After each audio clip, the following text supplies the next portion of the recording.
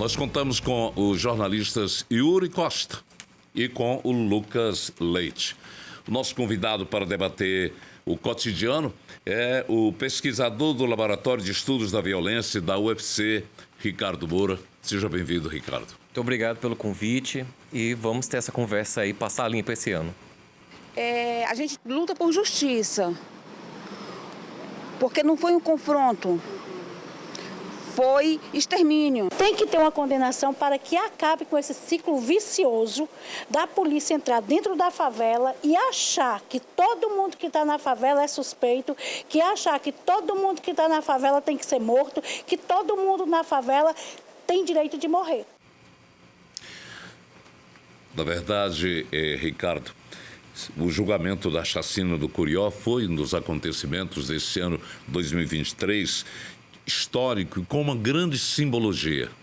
A própria reflexão feita pelas pessoas aí já demonstra realmente uma natureza de busca pelo verdadeiro sentido da justiça.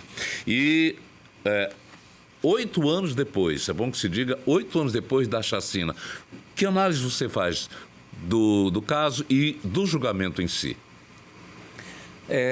Realmente é um evento histórico, né? Por diversos motivos. Eu vou começar por um motivo que é uma vitória da sociedade organizada, né?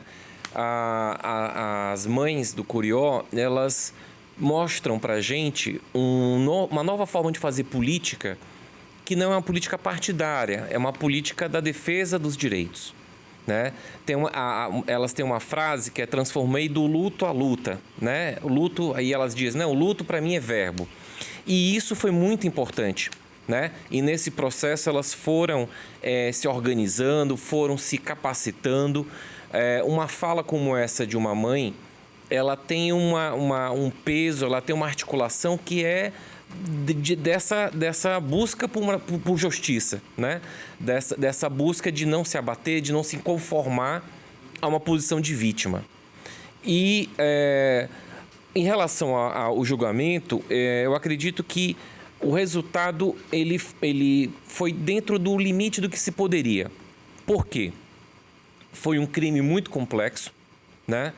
Envolveu muitos acusados, muitos suspeitos.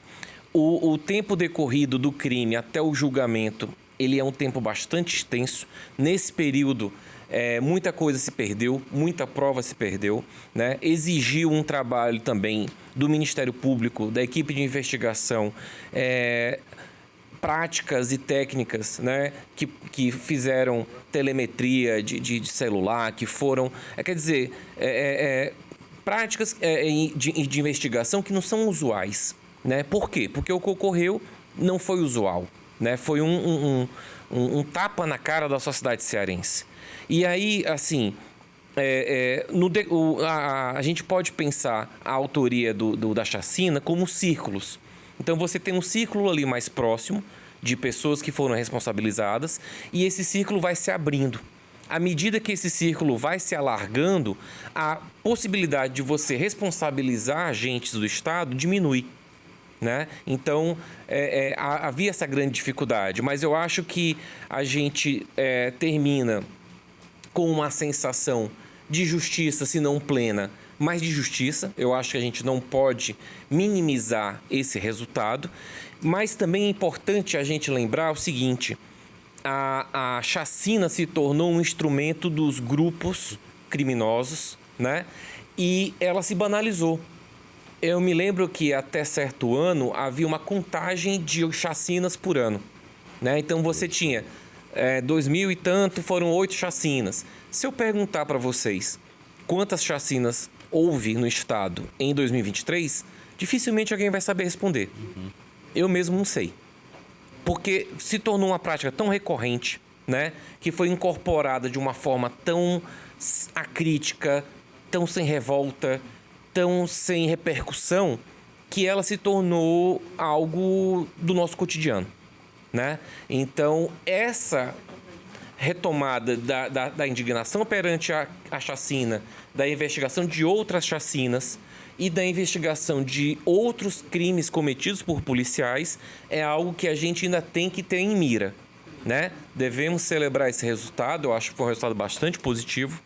Eu mesmo, por vezes, temi que ninguém fosse responsabilizado, mas ao mesmo tempo a gente tem aí desafios grandes, né? E essa interseção entre a chacina e essa ação do Estado desgovernada, essa ação do Estado letal, ela precisa ser feita, né? E aí isso é muito difícil, porque aí é você cortar na carne. Mas sem isso, a gente não vai ter uma polícia de qualidade, a gente não vai ter uma segurança pública que garanta os direitos das pessoas, né? Essa vitória da concidadania, da conscientização das pessoas, pode revelar-se no futuro um melhor ambiente para que as chacinas diminuam, pelo menos, no próximo ano ou nos anos que vêm? E aproveitando esse gancho aqui do Nonato, também do trabalho da polícia, né? Você falou da mudança na investigação da chacina, né? Como isso influencia também no trabalho da polícia. Uhum. Perfeito. Houve um ganho com a introdução da delegacia de homicídios, né? O fluxo, ele muda e aí a gente tem um ganho nesse trabalho investigativo. Tanto é que você vê uma série de operações atingindo pessoas que estão na cabeça desses grupos. Há isso. Mas há uma outra questão que é de onde a política começa.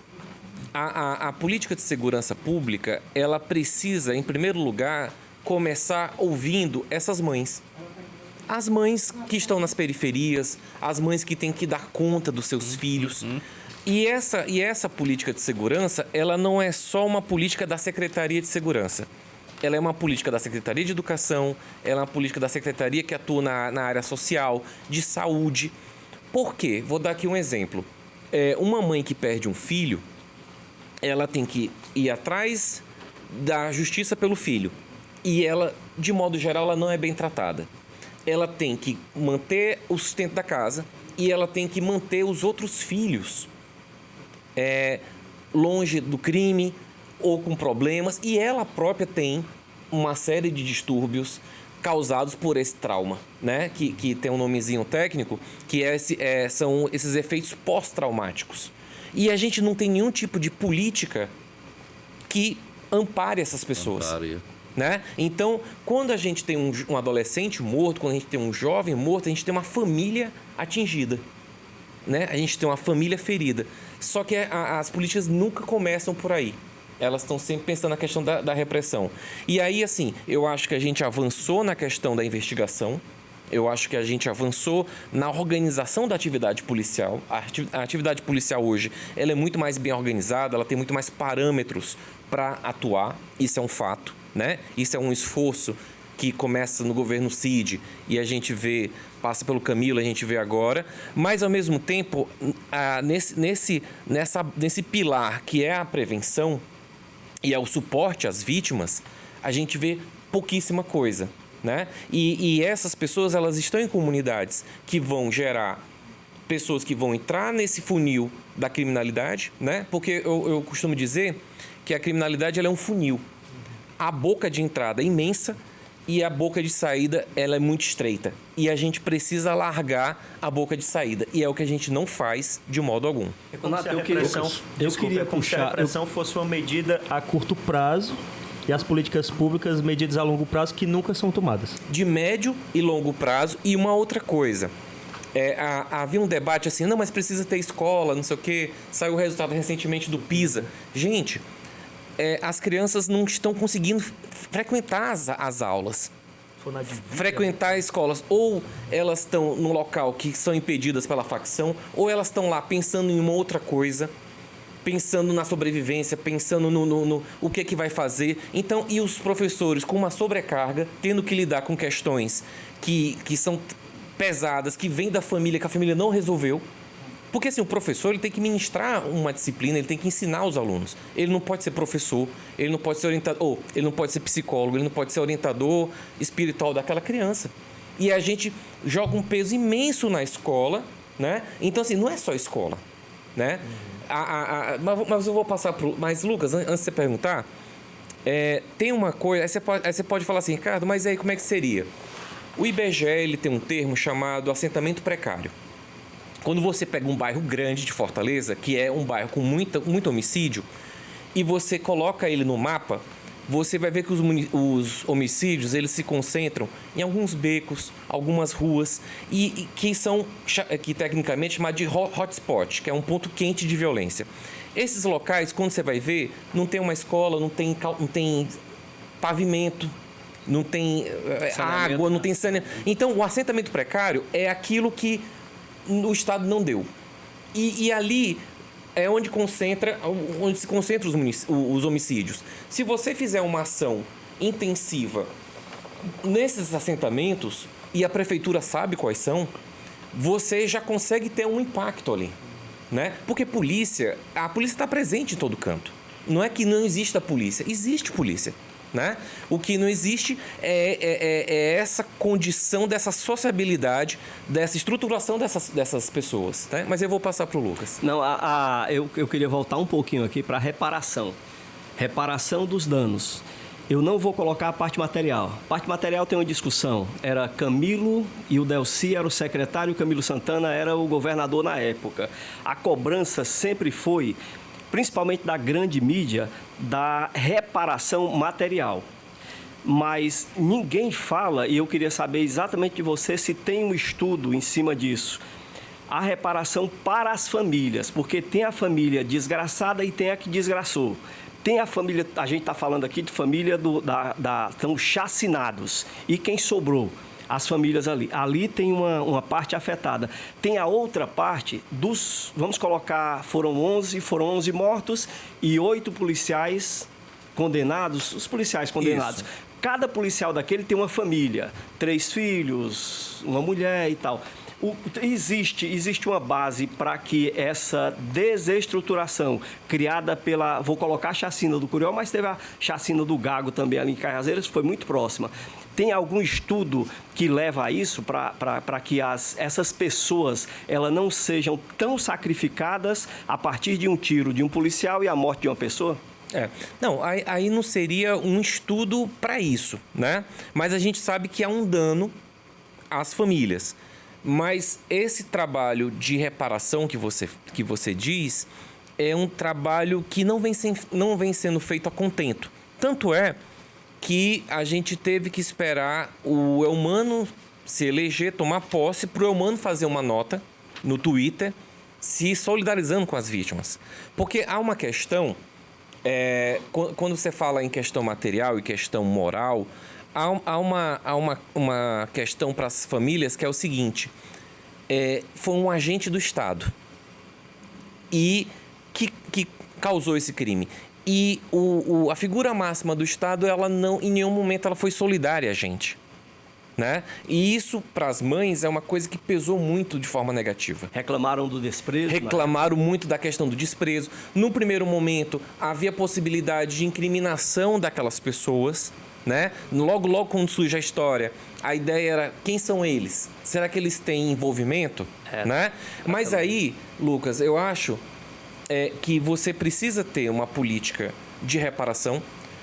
As famílias dos policiais, alguns foram afastados e tal, elas também não podem ficar descobertas nesse aspecto, né? É por isso que eu digo para você que a política de segurança ela tem que ser pensada a partir do olhar da vítima. Porque aí você começa a pensar nisso tudo. Porque aí você começa a pensar: poxa, essa pessoa tem trabalho, e os outros meninos, como é que vão estar? Os outros filhos, né? Porque há uma espiral de violência também, no caso da facção, que quando morre um da família, a pessoa vai querer se vingar, né? E aí fica nessa, um vai querer se vingar, outro vai querer matar o outro e tal. Há um programa nos Estados Unidos que eles capacitam lideranças da comunidade que eram ex-membros de gangue e tal, mas são pessoas que são respeitadas para eles fazerem a mediação. Então o cara chega lá e fala assim: cara, não mata não. Tu tá com raiva? Dá uma surra, sei lá. Faz qualquer coisa, mas não mata. Assim, parece uma coisa brutal, mas a pessoa ia ser morta, né? E o jovem, o criminoso que está ali, ele não vai ouvir um professor, não vai ouvir outro, mas ele vai ouvir um cara que tem uma experiência naquela comunidade, né? E aí ele vai falar: poxa, vou segurar minha onda. Quem faz muito isso é o PCC. de uma forma absurda, né? Que a gente está falando que o crime está regulando, mas o PCC ele começa a regular no sentido de punir, mas sem matar, né? E aí a taxa de homicídio cai. Mas aí você vai ter outras lesões, outras coisas. Mas essa reparação a gente ainda está devendo. E aí eu acredito que qualquer política que possa ter algum impacto nisso vai ter que passar por levar isso a sério. Porque só a repressão, como falou o Yuri, é o que se faz há muito tempo, né? Câmera, carro, não sei o quê. E a gente vê que não está dando resultado, né? E aí, por que não está dando resultado? Porque a violência letal ela está muito vinculada às dinâmicas criminais. Não necessariamente à ação do Estado. Então, a gente está vivendo um período agora de fragmentação dos grandes grupos. E essa fragmentação ela é um movimento de erupção de um grupo novo e de repressão desse grupo. E isso só se dá por meio de violência. Aí o homicídio vai lá para cima, né? Então, assim, o Estado ele não tem muito o que fazer nesse aspecto, né? Ele vai agir de uma forma posterior. Então, assim, até perdi o fio da meada. Mas o que eu estou querendo dizer é que entender essa dinâmica é importante. Então, se você consegue, de alguma forma, evitar que esse exército de reserva do crime fique abastecendo essas pessoas, você já está atuando ali num ponto. Você está prevenindo crimes futuros, né? Então, a presença efetiva do Estado naquele local ali tem a sua importância. Não a presença, como o Yuri disse aí, as câmeras, ou as viaturas, o trabalho ostensivo. Tem que ser um trabalho de inteligência e mostrar que, na realidade, ali eu posso cobrir o espaço com escola de qualidade, não é inaugurar uma escola, cortar a faixa, não, mas é uma escola de qualidade, uma ação social de qualidade, uma saúde de qualidade. A partir daí, pelo menos um embrião ali em cada comunidade, melhor. Eu acredito que melhora muito. Deixa eu aproveitar que falando de espaços. Nós, em 2023, tivemos uma ação mais agressiva das facções, como você já iniciou aí, e elas estão ocupando, no caso, espaços pré-determinados a ponto de, ainda no mês de novembro, início de dezembro, nós tivemos atos de comunidades que foram afastadas, foram ameaçadas de retirada de seus locais. Como é que você avalia esse não é precedente, que já tinha acontecido em outros estados, mas em relação ao Ceará? A gente tem a presença de uma forma mais ostensiva desses grupos a partir de 2016, né? 2013 a 2015 é um processo de constituição desses grupos, né? E aí a gente teve um pico de violência em 2017, um ano mais violento da história do Ceará. 2018 a gente teve uma queda, mas foi o segundo ano mais violento, né? E a gente teve uma redução maior em 2019. Durante a pandemia, as pessoas achavam que a violência ia diminuir. Só que durante a pandemia, a gente teve um processo novo de disputa, né? E a violência estourou. E a polícia, como ela estava focada na questão da repressão aos estabelecimentos comerciais funcionarem, naquela coisa do isolamento, ela não tinha capacidade de lidar com esse tipo de criminalidade. E a gente observa agora o seguinte: esses grupos eles ficaram muito grandes. E como eles ficam muito grandes, a pauta deles, a demanda deles, ela está muito distante das pautas da comunidade. Eu estive ano passado no Grande Anguruçu, conversando com pessoas, e soube que o motivo daquela comunidade ter se revoltado e ter se tornado neutra foi o quê? Houve uma determinação de que eles fizessem uma chacina no Barroso. Essa chacina, se não me engano, morreram 5 pessoas, aleatórias. Era assim: vocês têm que chegar, tacar o terror e matar tantas pessoas. Matar quem puder. Eles mataram 5. Só que eles estão... após esse período, desse pico de violência, você teve uma perda de recurso. Você teve uma perda de gente. Muita gente morreu nessas comunidades. E esses grupos começaram a pensar: poxa, a gente está se matando para quê? Por um cara que a gente não conhece. É melhor a gente voltar e pensar dentro de uma lógica da criminalidade, de uma lógica do grupo armado, dentro de algo mais específico, que é a nossa comunidade aqui. Então eles começaram a romper. Aí volta uma ideia, volta uma lógica das gangues. Anos 90, anos 2000, as gangues elas eram muito territoriais. Né? Você era daquele bairro, você não ia para o outro, tinha os bailes funks, né? Que aí vinha um ônibus de cada bairro e lá os bairros se matavam. Em 2015, eu estava fazendo uma pesquisa para o meu doutorado e um policial me falou assim: Ricardo, eu tô com um funk que está pregando a união dos bairros. Eu nunca vi isso, nunca vi os bairros se unindo. Mas já era essa nova organização que agora não é um bairro contra o outro. É um grupo contra o outro. E esse grupo ele perpassa vários bairros. Né? Então, assim, o que a gente está vendo agora é um olhar mais local para a criminalidade. Essa fração, essa fratura da facção, ela vem da região metropolitana. Qual a importância da região metropolitana? É uma região de acesso. É uma região de acesso à Fortaleza. E é uma região praiana, é uma região de turismo, é uma região onde gira muito dinheiro. Né? Se você pegar o assentamento precário da Caucaia, ele fica logo após, quando você desce a ponte do Rio Ceará, à esquerda é onde tem mais criminalidade ali. Eu não vou lembrar o nome da comunidade, mas se você... Parque Leblon ali. Parque Leblon. Né? Parque Leblon. Parque Leblon tem 3 entradinhas. Né? E aquelas 3 entradinhas, elas são muito fáceis de monitorar, elas são muito fáceis de saber quem entra, quem sai. Então, há uma questão de estratégia, há uma questão de lógica envolvida nessas ações. Não são coisas aleatórias. Né? Yuri? Eu ia continuar falando, você falou sobre isso, né, da questão da inteligência. Embora seja considerado de curto prazo, né, mas a inteligência tem contribuído justamente para a identificação desses pontos, para a atuação da polícia no curto e no longo prazo também. A inteligência, ela é fundamental. Né? Eu acho que a gente melhorou muito nesse aspecto. Essas grandes operações que foram realizadas de 2020 para cá, elas têm muita ênfase na inteligência. Houve um grande investimento nisso. Né? Por quê? Porque a inteligência... Ela não tá preocupada necessariamente em reprimir o crime que está acontecendo naquele momento. Ela vai juntando dados, ela vai montando um quebra-cabeça. Né? E aí você tem a figura de um policial infiltrado, você tem a figura de alguém da própria facção que abre o jogo. Né? Há nessas operações pessoas que abrem o jogo e falam assim, cara, vamos ver minha pena aí. Aquela da delação premiada, ela existe nessa questão. São ferramentas que estão fazendo parte do jogo.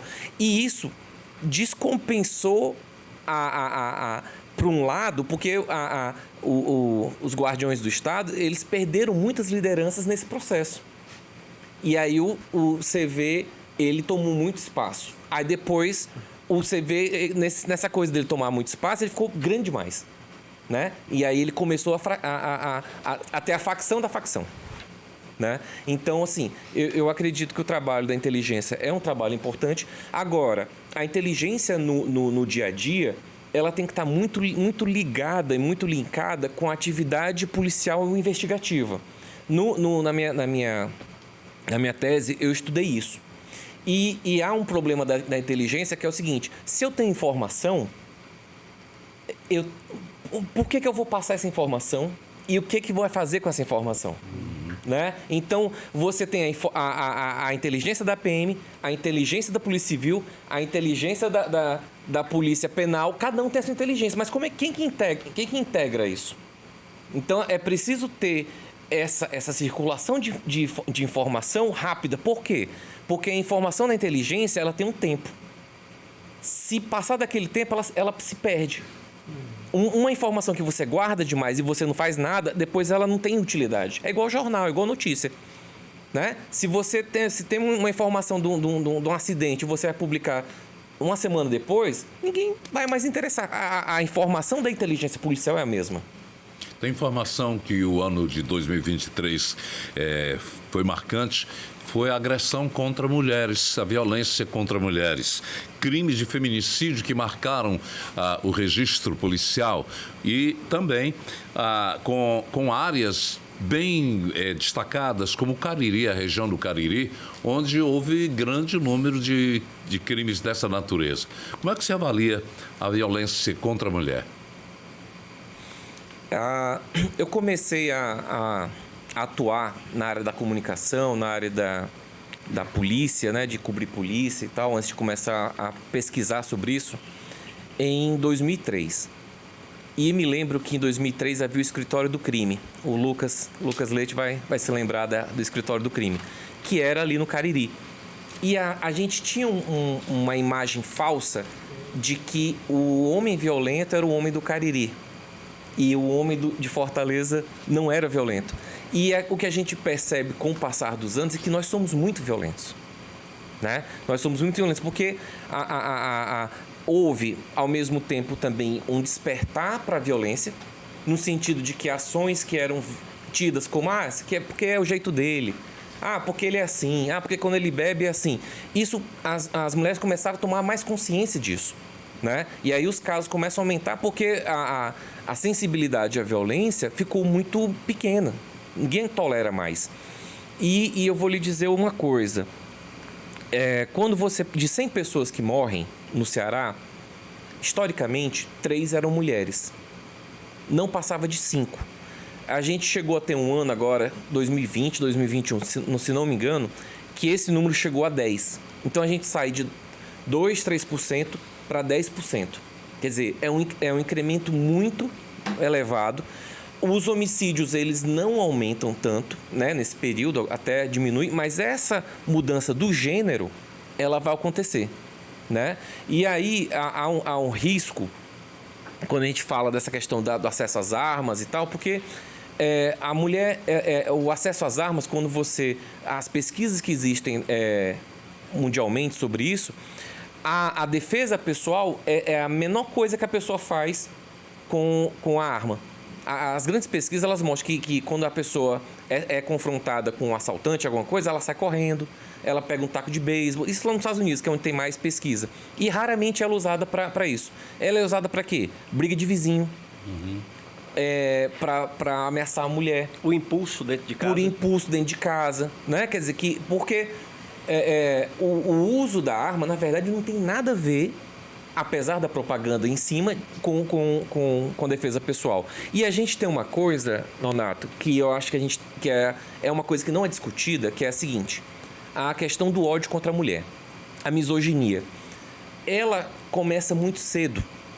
E eu vou dar aqui um exemplo para você. Quando você tem adolescentes que são mortos nas facções, há uma coisa do guerreiro. O menino começa a ganhar dinheiro, começa a comprar coisas, começa a aparecer, começa a ser bem visto. Ele é reconhecido. As meninas que são mortas, e tem muitas meninas sendo mortas durante as facções, elas não são simplesmente mortas. E não é só facção, né?